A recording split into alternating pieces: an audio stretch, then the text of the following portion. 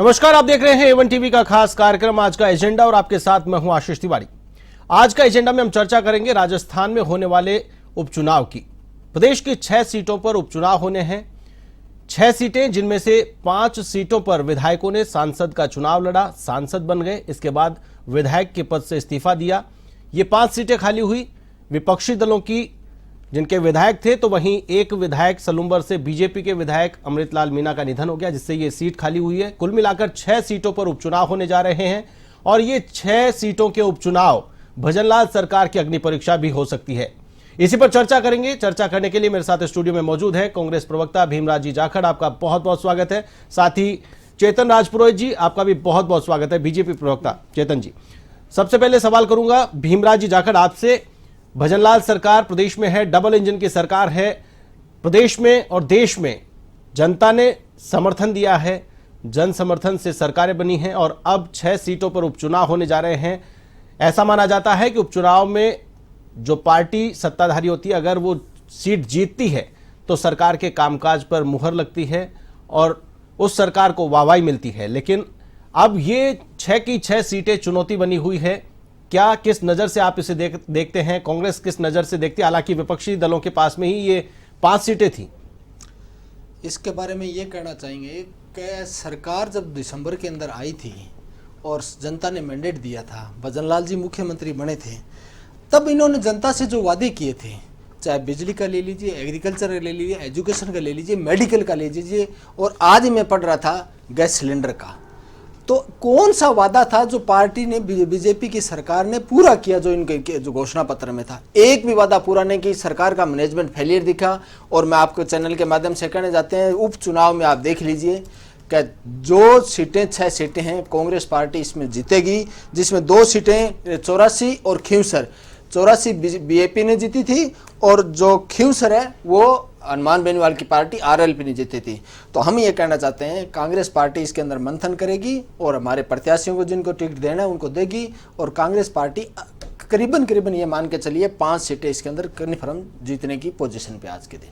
क्या गठबंधन के आधार पर ही चुनाव मैदान में जाएंगे या फिर सभी सीटों पर कांग्रेस विधानसभा चुनाव के पैटर्न के हिसाब से चुनावी मैदान में जाएगी? आशीष जी, गठबंधन का जहां तक सवाल है, इसके बारे में अभी कहना जल्दीबाजी होगी। वो AICC all India Congress committee senior management द्वारा और सीडब्ल्यूसी द्वारा तय किया जाएगा कि अपने गठबंधन के साथ चुनाव लड़ेंगे या अकेले चुनाव लड़ेंगे। ये सवाल आगे इसका जवाब मिल पाएगा, अभी ये सवाल पेंडिंग है और इसका जवाब बाद में जाए। चेतन जी, अग्नि परीक्षा है भजनलाल सरकार की। सरकार जब बन जाती है, हालांकि विपक्षी दलों के पास में थी 5 सीटें, 3 कांग्रेस के पास में थी, 1 आरएलपी के पास में थी, 1 बीएपी बाप के पास में थी और 1 सीट पर आपकी पार्टी के विधायक थे जिनका निधन हो चुका है। कुल मिलाकर 6 सीटें हैं और ये 6 सीटों का चुनाव परिणाम मुहर लगाएगा डबल इंजन की सरकार पर।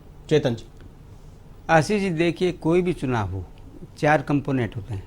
सबसे पहले कार्यकर्ता, प्रदेश नेतृत्व, केंद्रीय नेतृत्व और प्रदेश सरकार और केंद्र सरकार के द्वारा विकास के काम किए गए हैं, उन कामों को कार्यकर्ता के माध्यम से जनता तक पहुंचाना। भारतीय जनता पार्टी अपना चुनाव लड़ने का अपना तरीका है, अपना सिस्टम है, अपना मैनेजमेंट है, अपने कार्यकर्ता की ताकत है और प्रदेश नेतृत्व किए हुए काम की ताकत है। और माननीय प्रधानमंत्री जी के द्वारा जनता को जो लोक कल्याणकारी काम करके और राहत प्रदान किए, उन सब का मेल जब आम जनता तक सुचारू रूप से पहुँचता है, जनता को कन्विंस करने में हम सफल होते हैं कि हमने आपके लिए काम किया, आपके लिए काम करेंगे, तो जनता मत देती है और चुनाव जीता जाता है। भारतीय जनता पार्टी लगातार आप देख रहे होंगे 5 चुनावों को हमारे को पहले से पता था। जैसे ही लोकसभा का चुनाव खत्म हुआ, हमें पता चल गया इन 5 सीटों पे उपचुनाव होना है।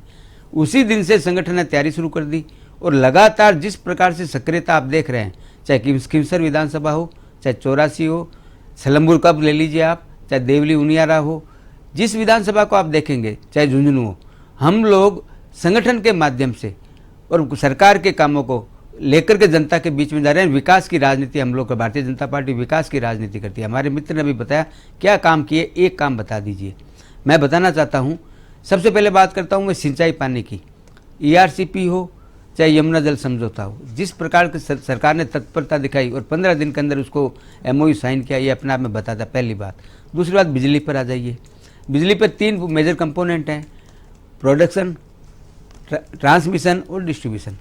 इन तीनों के ऊपर आपने बजट में देखा होगा, जिस प्रकार से जीएसएस बनाने की बात हो, चाहे प्रोडक्शन की बात हो, 3100 मेगावाट 33,000 मेगावाट के जो MOU हुए हैं विभिन्न अक्षय ऊर्जा कंपनियों के साथ, उसके अलावा 800 मेगावाट के लिए कोयले के लिए छत्तीसगढ़ के सरकार के साथ जो एग्रीमेंट हुआ है, वो एग्रीमेंट होने के साथ टेंडर जारी हो गया। ये आता है बिजली के बाद।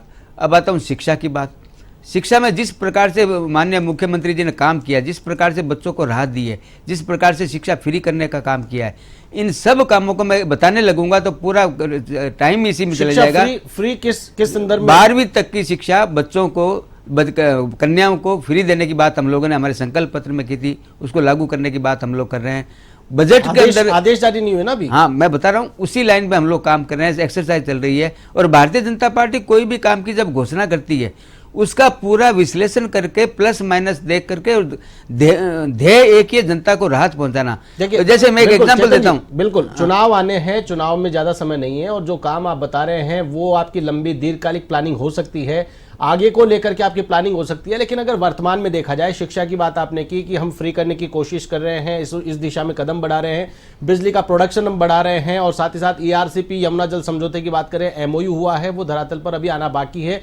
MOU को लेकर विपक्ष लगातार हमलावर हो रहा है कि MOU हुआ है कि नहीं हुआ है, क्या MOU में शर्तें हुई है। ये सारी बातें अभी भी धरातल पर, अगर आम आदमी से जुड़ी बातों को अगर देखा जाए तो आम आदमी को डायरेक्ट बेनिफिट अभी क्या सरकार दे पाई? हाँ, मैं आता हूँ, मैं किसान की बात कर लेता हूँ सबसे पहले। अगर बेनिफिट की बात आपने कही है, किसान सम्मान निधि जो 6,000 रुपये थी, उसको माननीय मुख्यमंत्री भजनलाल जी की सरकार, भारतीय जनता पार्टी की सरकार ने 8,000 करने का काम किया। 2,000 रुपये राज्य सरकार अपनी तरफ से ऐड करके किसान को देगी। ये तो ये नंबर 1 बात। नंबर 2, किसान की बात करते हैं, 45,000 रुपये तारबंदी के लिए सब्सिडी, 3 लाख रुपए उनको फार्म पॉन्ड बनाने के लिए सब्सिडी, फार्म इम्प्लीमेंटेशन के लिए सब्सिडी, सोलर प्लांट, बिजली की बात और मैं भूल गया, PM सूर्य घर योजना, जिसके अंदर 78,000 रुपए की सब्सिडी है, चाहे 2 kV का, 3 kV का, 5 kV का, जो भी नागरिक लगेगा, 300 यूनिट फ्री है। हम लोग लगातार सतत रूप से सरकार, ये भारतीय जनता पार्टी की सरकार एक सूत्री लक्ष्य बना के काम कर रही है कि राजस्थान की जनता को राहत देनी है, जनता के चेहरे पे खुशी आए कि ये सरकार आई है, परिवर्तन नजर आए, जनता को ऐसा लगे कि हमारी हितैषी सरकार आई है, हमारे हित के लिए काम कर रही है, तब जनता उपचुनावों में समर्थन देगी। और ये काम लेकर के, जब कार्यकर्ता उत्साहित कब होता है? कार्यकर्ता उत्साहित जब होता है जब उसके पास बोलने के लिए मैटर होता है। मैटर कब होता है? जब राज्य सरकार और केंद्र सरकार दोनों काम करती है। उन कामों को लेकर मेरे जैसे कार्यकर्ता गांव में, ढाणी में जाके ये बता रहा है, और जनता कन्विंस हो रही है। और जब रिजल्ट आएंगे 6 उपचुनाव के, आशीष जी, जब आप देखेंगे कि आप मोहर की बात कर रहे हैं, आप कहेंगे ये क्या होगा, एक तरफा क्लीन स्वीप हो गया बीजेपी का, क्योंकि बीजेपी मेहनत करती है। बड़ी है ये सारी, हर चुनाव, आशीष जी, हर चुनाव चुनौती है, हम चुनौती के रूप में लेते हैं। लेकिन जो सीटें जीतने की बात आप कर रहे हैं वो आपके हाथ में नहीं थी, सिर्फ 1 सीट आपके हाथ में थी। 6 सीटों में से 5 सीटें आपके विपक्षी दलों के पास में थी, और वो पांचों अपने इलाके में मजबूत स्थिति में हैं, वो विधायक से सांसद बन चुके हैं, और उन सीटों को आसान मानना ये कहीं ना कहीं बड़ी चुनौती मान करके चलना बीजेपी के लिए होना चाहिए। और दूसरी बात, अगर बात करें कि डायरेक्ट बेनिफिट की, अभी आप बात कर रहे थे, डायरेक्ट बेनिफिट में अगर बात करें, बिजली के बिल में आप कह रहे हैं कि हम सुविधा जनता को दे रहे हैं, और विपक्ष लगातार कह रहा है कि आप चार्जेस बढ़ा रहे हैं, जनता के ऊपर बोझ लाद रहे हैं, जनता आपके इस बोझ के तले दब रही है। डायरेक्ट बेनिफिट देने में 450 रुपए का गैस सिलेंडर देने की बात की गई थी, अभी भी वो गैस सिलेंडर की प्लानिंग चल रही है। अब डायरेक्ट वो आज आदेश हो गए, आशीष जी, आज आदेश 1 सितंबर से कितना समय लग चुका है? जब राहुल गांधी आते हैं चुनाव प्रचार के लिए, 1 से लेकर के 10 तक की गिनती बोल करके, और कर्ज माफ करने की बात करते हैं, और यहां पर आप कह रहे हैं 10 महीने भी हो गए अभी। हाँ, मैं आपकी बात का जवाब देता हूं। ये खटाखट फटाफट जो लोकसभा चुनाव में चला था, और ये बड़ी लेवल पे चला था, खटाखट 8,000 रुपये आपके पर मंथ आ जाएंगे, ये भारतीय जनता पार्टी नहीं करती है। भारतीय जनता पार्टी अगर किसी को 100 रुपये देने का वादा करती है तो पहले 100 रुपये की व्यवस्था करती है, उसके बाद में घोषणा करती है। कांग्रेस क्या करती है? पहले घोषणा करती है, बाद में एनालिसिस करती है। तो एनालिसिस जब बाद में करती है तो उसको इम्प्लीमेंट वो नहीं कर पाती। बड़ी योजनाओं का अपन राजस्थान का हश्र देखा है, क्या उन योजनाओं का क्या हश्र हुआ है। अब आता हूँ मैं मेन मुद्दे पर। इस चुनाव में जनता के बीच में हम क्या लेके जाएंगे? बार बार आप हमारे से ये प्रश्न कर रहे हैं। हम सड़क लेके जाएंगे, हम बिजली लेके जाएंगे, हम पानी लेके जाएंगे, हम सिलेंडर 450 सिलेंडर की बात हमने वो लेके जाएंगे। और जो काम भजन लाल जी की सरकार ने पिछले 8 महीने में जिस तेजी से किया, आशीष जी आपको इस बात को मानना पड़ेगा कि 5 साल का मैंडेट मिला सरकार को अंदर, उसके अंदर 8 महीने में जिस तेजी से सरकार ने काम किया। मैं एक छोटा सा एग्जाम्पल बताना चाहता हूँ आपको जी। अभी कैबिनेट की मीटिंग हुई थी 2 दिन के पहले, कर्मचारी वर्ग के वो चेहरे पर खुशी हम देखना चाहते हैं। भारतीय जनता पार्टी सरकार कर्मचारी के वर्ग के चेहरे पर खुशी देखना चाहती है। ओपीडी की लिमिट 20,000 थी आरजीएचएस में, उसको 30,000 हमने किया।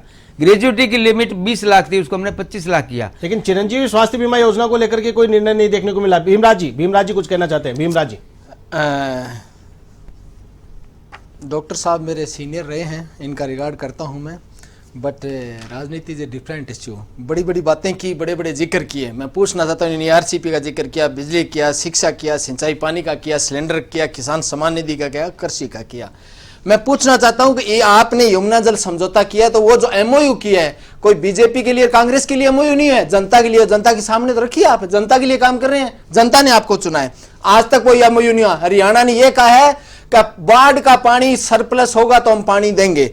और यमुना जल का समझौता मैं पूछना चाहता हूं, आप जो पानी ला रहे हो 3200, उसमें से 1786 पीने के लिए और इंडस्ट्रीज के लिए आप कितना 2 लाख हेक्टर, जब यदि भूमि सिंचाई नहीं होती तो राष्ट्रीय परियोजना घोषित नहीं होती, उसका बताइए आप जनता को। बिजली की बात करें, बिजली का सरचार्ज लाके जनता को लूटने का काम आप लोग आज कर रहे हो। और अभी भी बारिश होने लग रही है तो भी गर्मी कम होगी और डिमांड कम होगी तो ही आप पूरी बिजली नहीं दे पा रहे हो। शिक्षा का बात आई, आपके मदन दिलावर तो इंग्लिश मीडियम स्कूल बंद कर रहे थे। जो Rajiv Gandhi English medium, Mahatma Gandhi English medium school खोले गए, वो बंद करने के कांग्रेस ने आंदोलन किया और इनको बैकफुट होने का। 349 कॉलेज आप बंद करने की बात कर रहे थे जो कांग्रेस राज में खुले थे।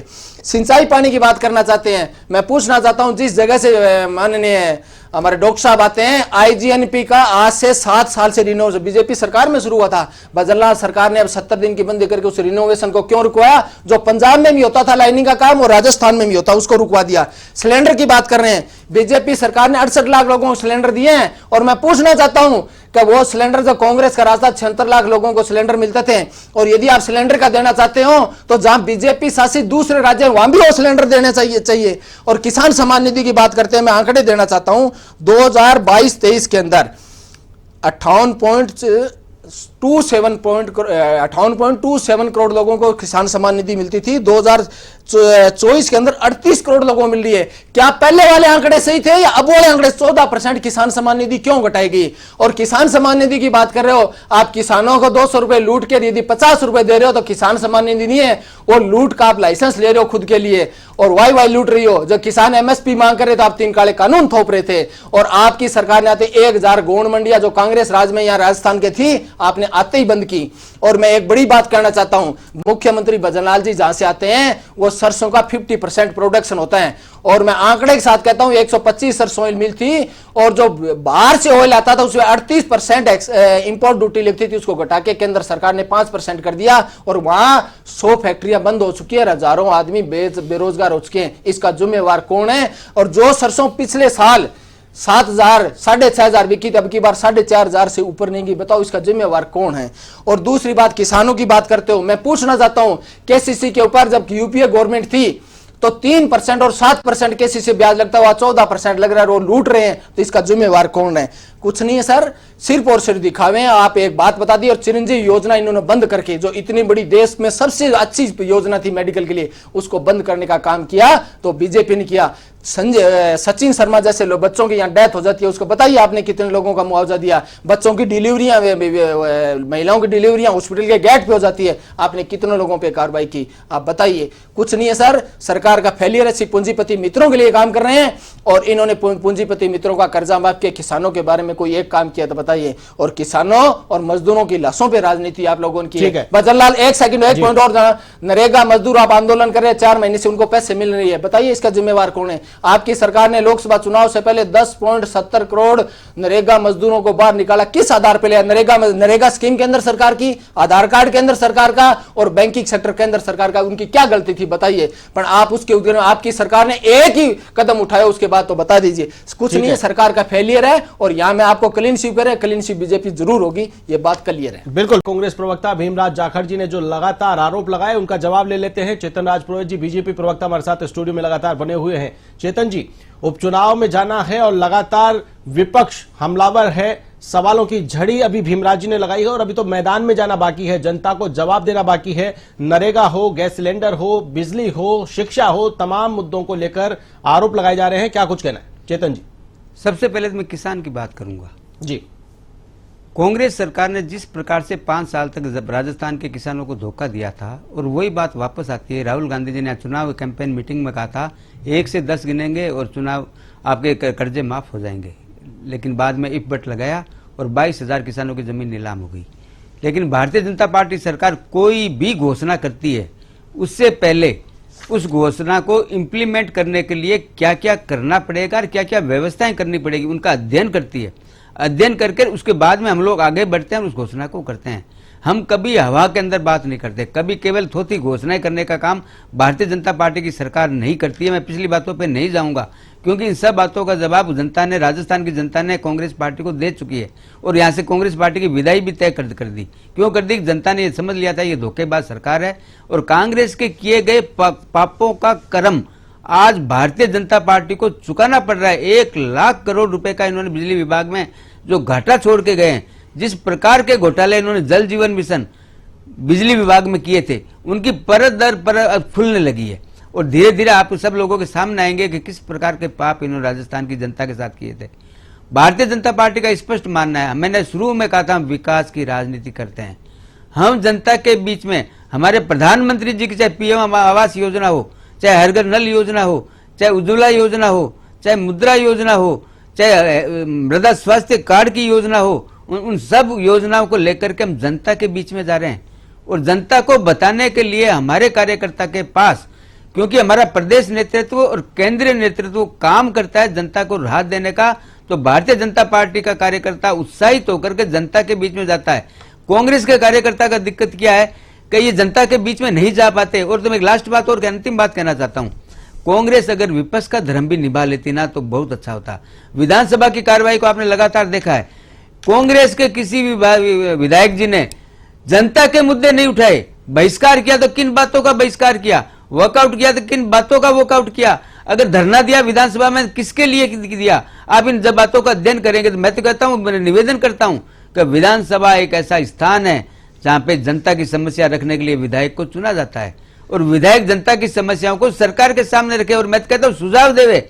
विपक्ष का धर्म है जनता सरकार को सुझाव देवे कि आप ये काम करिए, इस काम में ये बेटरमेंट होगा, जनता को राहत मिलेगी। हमारे कांग्रेस के मित्र एक बात बता दे जिसमें बीजेपी की सरकार ने किया और ये प्रशंसा करते हो, चाहे वो केंद्र की सरकार की योजना हो और चाहे वो राज्य सरकार की योजना हो, क्योंकि इनको विरोध के नाम पे केवल विरोध करना है और कई बार तो इनका विरोध इस स्तर पे आ जाता है कि विरोध के नाम पे ये देश का विरोध करना शुरू कर देते हैं, देश की सेना का विरोध करना शुरू कर देते हैं। सेना का विरोध अग्निपथ जाके आपने किया है और आप इस चीज सेना को गुंडा कहने, सेना देश को गुंडा कहने वाली पार्टी, कि आज देश की सेना के अंदर शहीद हो रहे हैं, आपने कहने वाली 370 उठाए, किसके लिए किया? किस मुंह और से जनता सत्यपाल के मलिक बीच ने में उन कंपनियों के नाम बताइए कि सत्यपाल मलिक ने कहा था मेरे पास फाइलें आई थी उन कंपनियों के और जब सीबीआई और ईडी उनके रेड मार देती है पर उस पे रेड नहीं मारती है और अग्निपथ लाके पीठ में छुरा आपने किसके गोपा? आप जनता को बताइए। और आपके नेता किसानों को आतंकवादी जबकि पंजाब के प्रदेश अध्यक्ष देखिए चर्चा राजस्थान पर सीमित रखिए, उपचुनाव को लेकर चर्चा मैं उसी की बात कर रहा हूं। तो मैं तो ये कहना चाहता हूं ना तो सरकार जवान की है, ना किसान की है, ना नौजवान की है, ना शोधान की है। सरकार मौजूदा सरकार केवल धनवान की है और कर्जे पूंजीपतियों के माफ कर रहे हैं। इनके कंगना रनौत है वो किसानों को बदतर गालियां निकालती है। इनके नेता जब किसानों का समर्थन करते हैं तो आप उसके बारे में बयान क्यों नहीं? निहालचंद मेघवाल इनके एमपी थे, उन्होंने कहा था किसानों की बात सुनिए, उनके बैठ के बातचीत किए। जब किसान जाते हैं तो लाठी गोली बंदूक से बात की है, किले बिछाई जाती है, शुभकर्ण जैसे हरियाणा बॉर्डर में सीट के लाके और उसके गोली मार जाती है। जब तो सुप्रीम कोर्ट का बुलाव उस मुद्दे को उठाया। राजस्थान पूरे देश की बात करेंगे, किसान पूरे देश का था और पूरे देश की बातें हो रही थी। समय सीमित है, भीमराज और मैं जी, समय पूछना सीमित चाहता है। हूं, मेरा एक अंतिम उपचुनाव सवाल, में एक टू द सेकंड आशीष पिन जी, बात करिए। मैं पूछना चाहता हूं कि किसान आंदोलन में सरदमराटेर संजय मरीवाला कौन थे जिन्होंने आइडिया दिया था, और सॉफ्टवेयर इंजीनियर किसानों को बताएंगे कि खेती कैसे की जाती है? आज तक उस बात का खुलासा नहीं हुआ। ठीक और है। किन के इशारे पे ये 3 काले कानून लाए थे, और वो किसके इशारे भीमराज पे जी, पानीपत 3 के काले अंदर पानी के कानूनों पर गोदाम इन बने पर थे? केंद्र की, आप जनता को बताइए इस बात बिल्कुल, का। केंद्र को लेकर जब चर्चा करेंगे उसमें जरूर चर्चा नहीं, करेंगे। किसान राजस्थान का की मुद्दा बात कर रहे हैं, केंद्र- तो उपचुनाव में तो जाना ये- है। प्रदेश मैं- की भजनलाल सरकार को लेकर के आपके कोई आरोप हो वो लगाइए। बिल्कुल से मैं वो आप आपकी बात रखिए। कहना चाहता हूं कि डबल इंजन की सरकार का बार बार जिक्र करेंगे तो किसान और मजदूर की बात जरूर की जाएगी और आदिवासियों की बात जरूर की जाएगी। ये किसानों की बात कर रहे थे, अडानी को अंदर हंसदेव जंगल के अंदर 75,000 हेक्टेयर जमीन किसके इशारे पे देगी आज बताइए, और क्यों उन जंगलों को काटा चलिए, गया? आप चेतन जी, किसके इशारे पे? आप चलिए, जवाब ले बिजली की लेते बात हैं, कर रहे चेतन हैं। जी। धौलपुर का थर्मल गैस आधारित पावर प्लांट इन्होंने ठीक है। आते ही बंद किया था। अब फिर जवाब ले ले। आपने उसके गर्मी के अंदर वापिस चालू ठीक है, क्यों जवाब किया? ले इस लेते हैं। सवालों का चेतन जी, जवाब चेतन तमाम जी। जनता जानना चाहती है। चेतन जी आता हूं, सबसे पहले अंबानी जी पे आ जाता हूं। जी, अंबानी जी को राजस्थान की कांग्रेस सरकार ने, माननीय गहलोत साहब ने रेड कारपेट स्वागत किया था और 65,000 करोड़ का एमओयू किया था। नंबर 1 करना चाहिए, देश राजस्थान के विकास के लिए एमओयू होना चाहिए। आज भारतीय जनता पार्टी की सरकार ने बॉम्बे के अंदर 4.5 लाख करोड़ के किए हैं, एमओयू किए हैं, जिसके अंदर 70,000 करोड़ अडानी जी के हैं। करना चाहिए इसमें, लेकिन इनकी कथनी करने में अंतर क्या है? राजस्थान के अंदर अडानी जी का स्वागत करेंगे, मुख्यमंत्री जी करेंगे, हमने योजनाएं औने पौने दाम में डॉक्टर साहब, हमने सस्ताई नहीं बेची है, करेंगे। हमने तेल बेच दिया, बेल बेच दिया, रेल हमने बेचे नहीं उनको औने पौने दाने में। अब आप आता हूं, बताइए। आगे आता हूं। अब उपचुनाव पे मुद्दा है, मैं उपचुनाव पे रहना चाहता हूं, राजस्थान की राजनीति पे, राजस्थान के विकास पे रहना चाहता हूं, क्यों राजस्थान के अंदर उपचुनाव हो रहा है। बिल्कुल। मैंने शुरू में कहा, जिस कार्यकर्ता के पास सरकार के द्वारा किए गए राहत के काम को ले जाने की सूची है, वो बताने की हिम्मत रखता है कि हमारी सरकार ने आपके लिए किया है, तब कार्यकर्ता उत्साहित हो। कांग्रेस के पास आज की स्थिति में क्या है? कांग्रेस के पास में आज की स्थिति में केवल भारतीय जनता पार्टी के नेताओं को गाली देने के अलावा कोई भी चीज बताने के लिए कि हमने आपके लिए किया था, ये बताने के लिए कुछ है ही नहीं। इसीलिए कांग्रेस के कार्यकर्ता आक्रोशित हो जाते हैं। आक्रोशित होने की कहीं जरूरत नहीं पड़ती। आप जनता के बीच में जाइए, जनता के हमने संगठन को मजबूत किया। सबसे पहला काम हमने संगठन, क्योंकि हम देखा होगा लगातार जिस प्रकार से हमारा पूरा प्रदेश नेतृत्व सारे विधानसभा के अंदर लगातार बैठ के क्यों कर रहा है? हम प्रबुद्धजनों से मिल रहे हैं, हम किसानों से मिल रहे हैं, हम आदिवासियों से मिल रहे हैं, हम गरीब से मिल रहे हैं, हम व्यापारी से मिल रहे हैं, हम कामगार से मिल रहे हैं, हम सबसे मिल रहे हैं। क्यों मिल रहे हैं हम? क्योंकि जनता तय करेगी चुनाव किसको जिताना है, और जनता जब तय करेगी, जनता तब तय करेगी जब कार्यकर्ता मेहनत करेगा, और कार्यकर्ता मेहनत जब करेगा जब कार्यकर्ता का प्रदेश नेतृत्व और केंद्रीय नेतृत्व जनता को राहत देने का नहीं। कई स्थिति यह है कि कांग्रेस के नेता प्रचार करने नहीं जा। और एक लास्ट बात कहना चाहता हूं, ये वही कांग्रेस पार्टी है जिसने अपने विधायकों पर राष्ट्रद्रोह का केस लगाया। ये वही कांग्रेस पार्टी है जिसने अपने उप मुख्यमंत्री को गद्दार निकम्मा तक कहा था। ये वही कांग्रेस पार्टी है जिसने आज ये कहा था कि हमारा सचिन पायलट जी के बारे में कि हमारे पढ़ा लिखा जरूर है लेकिन उसको कुछ नहीं आता है। ये कहने वाले नेता लोग कांग्रेस के आज सचिन पायलट जी के बारे में बोलते हैं तो हम लोगों को लगता है कि कांग्रेस के भीतर की लड़ाई इतनी खतरनाक स्टेज तक पहुंच चुकी है कि भारतीय जनता पार्टी तो अपना काम कर रही है। हमलावर हो रही है प्रदेश प्रभारी आपके राधा पार्टी मोहन दास अग्रवाल हैं, वो भी लगातार पायलट पर हमलावर हो रहे हैं, निशाना नहीं। आता हूं, राधा मोहन दास अग्रवाल जी ने जो भी बात कही है, कल भी उन्होंने बोला है, हमेशा वो राजस्थान की धरती पर आकर के बोलते हैं और बोलेंगे। क्यों बोलेंगे? क्योंकि राधा मोहन दास जी हमारे प्रभारी है राजस्थान के, और उनको भी राजस्थान की जनता की हितों की चिंता है। और जो वो घूम रहे हैं, खाली केवल घूम नहीं रहे हैं विधानसभा में, वहां से फीडबैक लेकर के सरकार को सूचित भी कर रहे हैं कि यहाँ पर इस योजना में चुनौती कांग्रेस से है या पायलट से? चुनौती कांग्रेस से। चुनौती निशाने पर पायलट अकेले? कोई भी राजनीतिक पार्टी हो, देखो मैं आपको बताऊं, चुनाव को हल्के में कोई नहीं लेती है, और भारतीय जनता पार्टी तो कतई नहीं लेती है। आपने बात की थी मजबूत की, मैं खींवसर विधानसभा क्षेत्र थोड़ी सी चर्चा कर लेता हूं। खींवसर विधानसभा क्षेत्र 1800 वोटों से आरएलपी का हनुमान बेनीवाल जी जीता था। अगर आप हिस्ट्री देखेंगे तो 35,000 से शुरू हुए थे इंडिपेंडेंट, और 1800 पे आ गए, खुद आ गए 1800 के ऊपर। तो निश्चित रूप से रिजल्ट आएगा, वो सामने आ जाएगा कौन जीतेगा और कौन हारेगा। लेकिन मैं तो बार बार कहता हूं, राजस्थान की जनता तय करेगी। और हम कभी जीवन में हारे भी हैं तो हमने शहर स्वीकार किया, हमने कभी ईवीएम पर आरोप नहीं लगाया, हमने कभी लोकतांत्रिक संस्थाओं पर आरोप नहीं लगाया, हमने किसी के बारे में बुरा भला नहीं कहा। हमने केवल एक ही काम किया, जनता का आदेश सिरोधार्य है। हम हमारी कमियों को ढूंढते हैं। आशीष जी, हम सबसे बड़ा काम क्या करते हैं? हम चुनाव हारते हैं तो हमारी समीक्षा करते हैं, उन कमियों को देखते हैं, उनको दूर करने का प्रयास बिल्कुल, समय की सीमा है, 30 सेकंड में भीमराज जी अपनी बात कंप्लीट करें। ईवीएम का जिक्र कर रहे थे, मैं तो पूछना चाहता हूं कि बेल और जिनके जो ईवीएम बनाती है उसमें बीजेपी के कितने पदाधिकारी हैं, पूछना चाहता हूं मैं आपसे। आपने कभी जिक्र नहीं किया। एडीआर की जो रिपोर्ट आई थी उस रिपोर्ट को पूछिए, पढ़िए क्या कितने आपने बूथों के अंदर आपने काउंटिंग में वोट ज्यादा है, उसका कभी आपने जवाब दिया? कभी जवाब नहीं देंगे। और मैं आपको कह रहे हैं कि जनता चुनाव लड़, बिल्कुल जनता लड़ाती है, जनता लड़ाती है, देश के किसान और मजदूर नौजवान लड़ाते हैं। आपने बेरोजगारी इस देश के अंदर देखे जो हालात पैदा किए, अग्निवीर इलाके राजस्थान से कितने आर्मी के अंदर जवान जाते हैं, उनकी पीठ में छुरा घोपने का काम किया। और आपने अभी भी इलाके यूपीएस इलाके जो कर्मचारियों के साथ चला गया, कर्मचारी मांग पूछ रहे थे, ओपीएस मांग रहे, आपने यूपीएस दिया। किसान एमएसपी मांग रहे थे, आपने तिरकाड़े कानून दिया। नरेगा मजदूरी मांग रहे थे, आपने 10 करोड़ 70 लाख नरेगा मजदूरों को बाहर करने का काम किया। ये सारे समीकरण तय करते हैं कि देश का किसान, नौजवान, आदिवासी और दलित वो चाहता है कि बीजेपी की सरकार की विदाई तय है और इनका अंतिम तय है। चेतन जी 30 सेकंड में, चेतन जी 30 सेकंड में बात करें। लास्ट बात कहूंगा, बिल्कुल 30 सेकंड में लास्ट बात कहूंगा जी। भारतीय जनता पार्टी का सिंगल पॉइंट एजेंडा है, हमारे विकास को लेकर हम जाते हैं, हम नेगेटिव पॉलिटिक्स नहीं करते हैं। ठीक है, हम 6 जो में से काम कितनी करते हैं सीटें उसको ले लेकर आएंगे? जनता के बीच में जाते हैं। कितनी सीटें लेके आएंगे 6 में से? 6 में से 6 सीट जीतेंगे हम, 6 में कोई से दिक्कत 6 नहीं और है। कोई भीमराज दिक्कत जी? नहीं। मैं हम झूठे वादे नहीं करते। 6 में से 6 सीटें बीजेपी कभी भी नहीं आ सकती। हम 5 सीटें कांग्रेस पार्टी इसके अंदर जीतने जा रही है। चलिए। हम वादा नहीं ऐसे नहीं कहते 6 की 6 चीजें, मैं कह रहा हूं चलिए। 5 सीटें कंफर्म बिल्कुल। जीत रहे हैं और बीजेपी की विदाई तय है। और इनकी आंतरिक कलह राजेंद्र राठौड़ जैसे नेताओं की वो बीजेपी को ले डूबेंगे। चलिए, तमाम जानकारी साझा करने के लिए, आज की चर्चा में शामिल होने के लिए आप दोनों मेहमानों का बहुत बहुत धन्यवाद। चेतन राज पुरोहित जी बीजेपी प्रवक्ता, भीमराज जाखड़ जी कांग्रेस प्रवक्ता, आप दोनों आज की चर्चा में शामिल हुए। उपचुनाव को लेकर हमने चर्चा की। आज का एजेंडा में फिलहाल के लिए बस इतना ही। मुझे दीजिए इजाजत, नमस्कार।